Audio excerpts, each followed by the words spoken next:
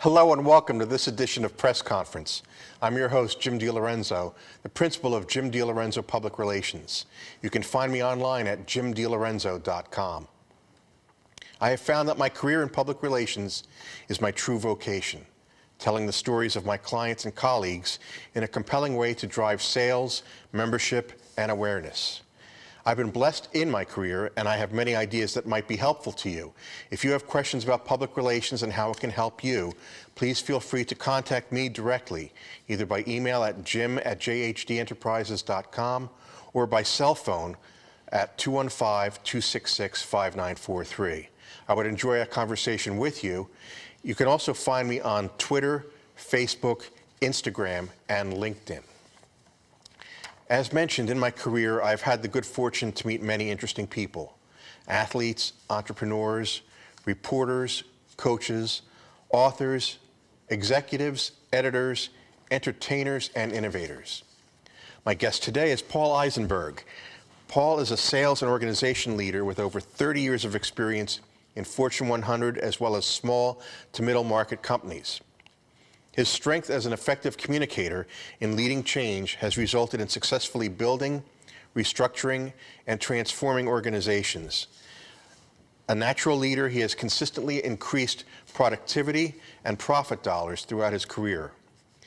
Paul is the co-founder and CEO of Bringing Hope Home, which helps families going through the cancer battle through financial assistance and other resources. Bringing Hope Home is a recognized 501c3 organization, which in its first official year, 2008, helped approximately 20 area families. The organization recently crossed its 4,000th family. 6,400, actually. There you go. Yeah. And Bringing Hope Home was also a major contributor to Hope Lodge at the Fox Chase Cancer Center in Philadelphia and at AI DuPont Hospital for Children in Wilmington, Delaware. I'm very pleased to have Paul as my guest today. I've been fascinated by what I've read about Bringing Hope Home and some of the things that you've been doing, and I appreciate the fact that you very actively communicate what the goals of the organization are and what you've accomplished and what you're looking to do next. So if you would, Paul, I'd love to hear about what led you to start Bringing Hope Home. Sure, and thanks for having me, Jim. And you say effectively communicate. My staff would tell you I never shut up. So it's a nicer way to put it. I appreciate it. So we started Bringing Hope Home, as you mentioned, in 2008, and that actually came from an event that my friend Tim Sherry and I did called the Great Guys Dinner. The Great Guys Dinner was founded in 2001, and has happened every year since. This year it was virtual, but it's happened every year since. And when my late wife, Nicole, who died after a 6.5-year battle with stage 4 Hodgkin's disease, when she was going through treatment, we had a 2-year-old. She was diagnosed when she was pregnant, had Gabrielle, who will be 24 this year. So we had a baby and a 2-year-old. I was working full time. Thank God she was a stay-at-home mom. We had a lot of help, and things were still really hard. And I used to say to her, I ran into Jim today. He's a great guy. I never see anybody. And she said in a really kind way, stop complaining. Go start an event, raise money for charity, invite people you like. So that's why it's called the Great Guy Dinner. Men and women, we have a great time.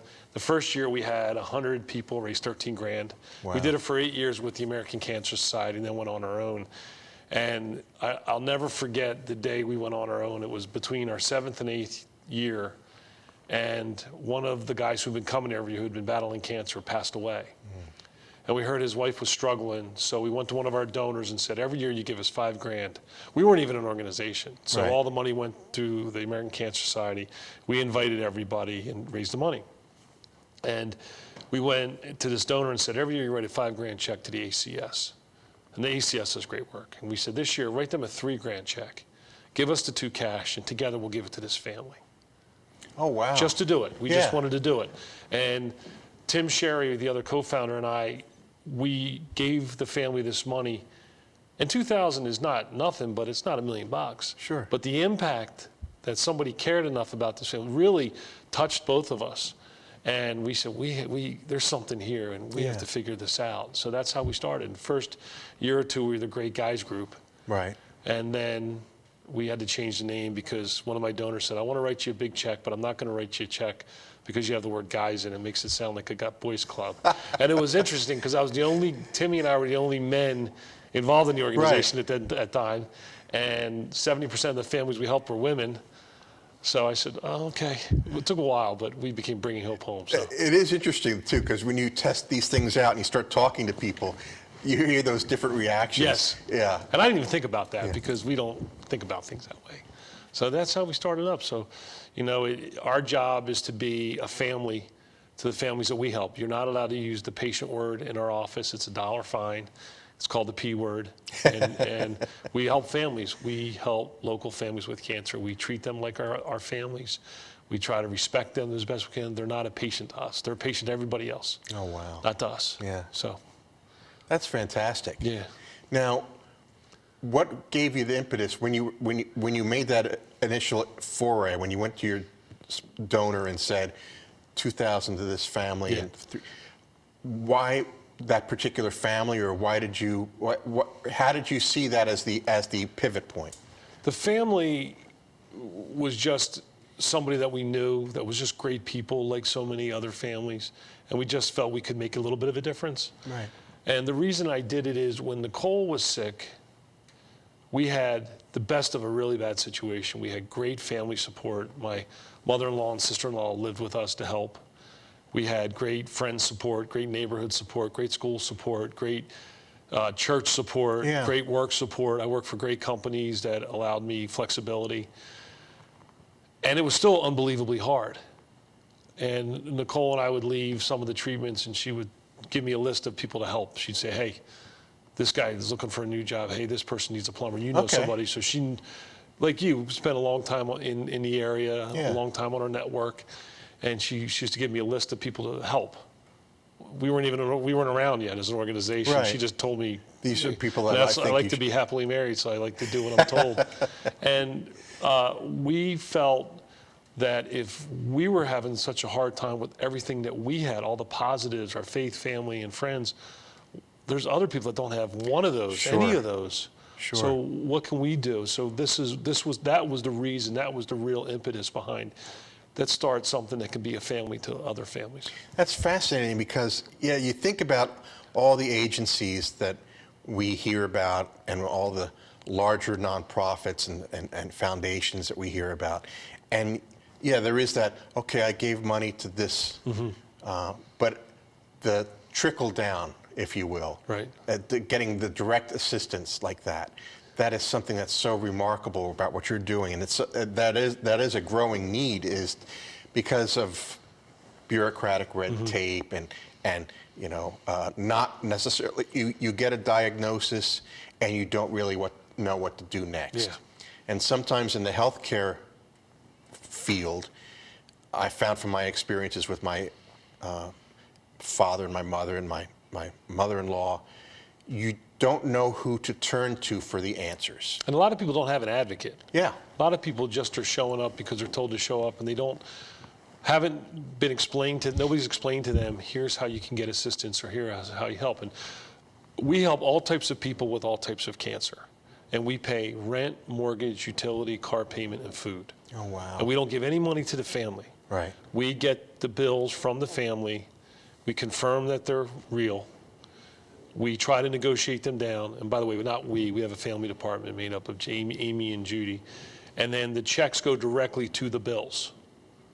So there's no cash actually goes to the family. That's fantastic. And the only thing that the family might get is gift cards for supermarket. Sure. We have a big partnership with Acme and other supermarkets, and we want to get those people the food they need, especially when they're immunocompromised or going through chemo.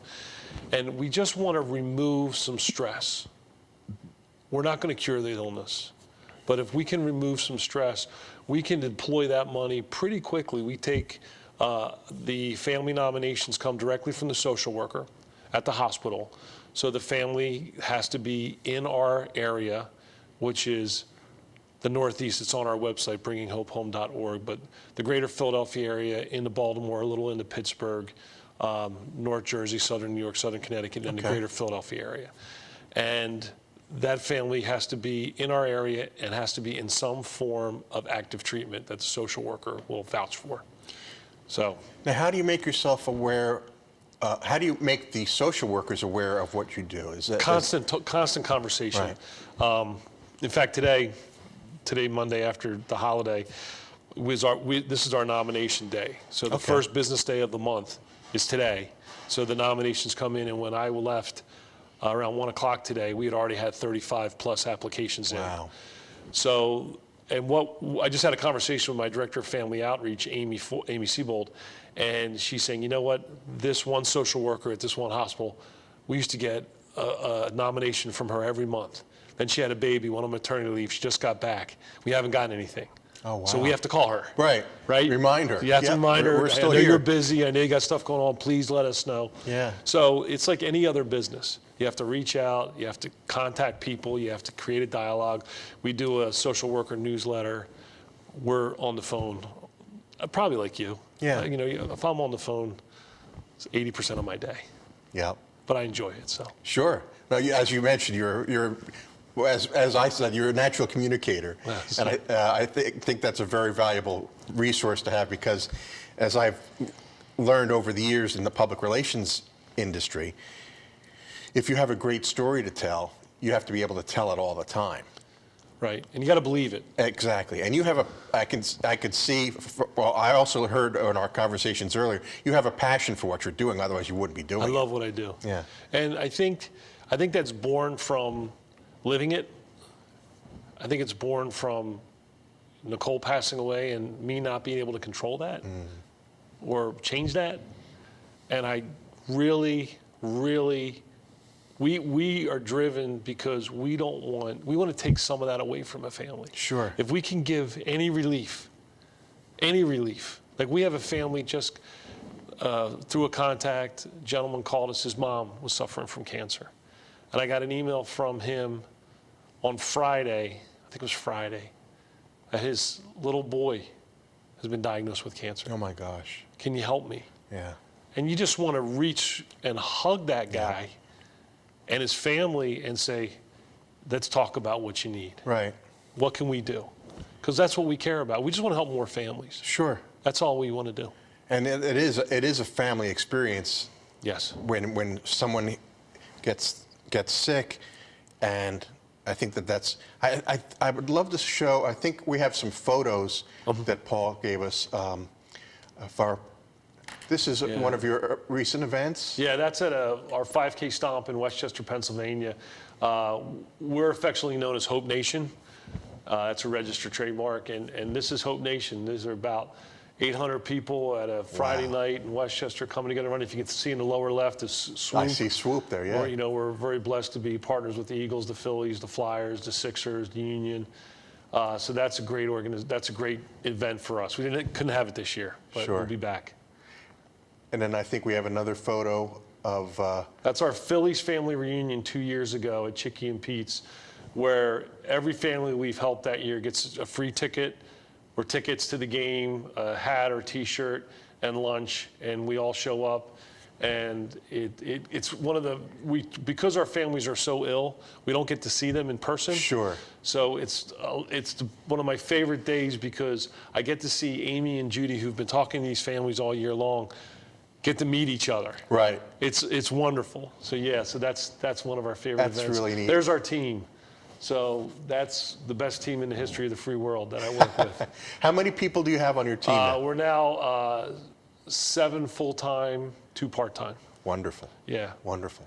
And then that's one of our families. We do an adopt-a-family program every Christmas and holiday season.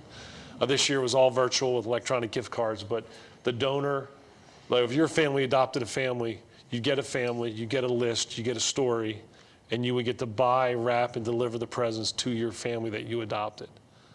So, and we also do Zach Ertz, who and his wife Julie are wonderful with the Ertz Foundation. This was the 3rd or 4th year in a row where we took care of about 150 families at Thanksgiving with Acme Markets. Oh, fantastic. It was wonderful. It was wonderful. Wow. Zach and Julie couldn't be there, so we were outside in the parking lot, and the families would drive up, and Swoop was there, and Zach and Julie would do a video message to each family Oh, wow. And then we would drive up and our volunteers would load the car with 2 boxes of full dinner from Acme Markets and their vendors.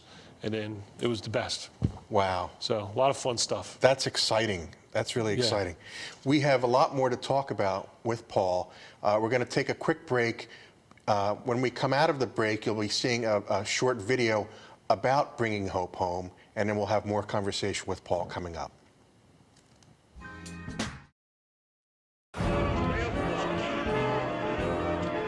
Boardwalks built for fun. Legendary rock and roll clubs. This is how we do it. Hip hop. Casinos by the ocean. Hip hop. Now that's New Jersey.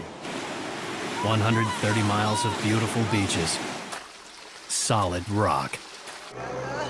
And everything in between. Look in the window. Now that's New Jersey. Plan your New Jersey trip at visitnj.org. Waves of fun. Nights of excitement. And a trail of memories. Now that's New Jersey.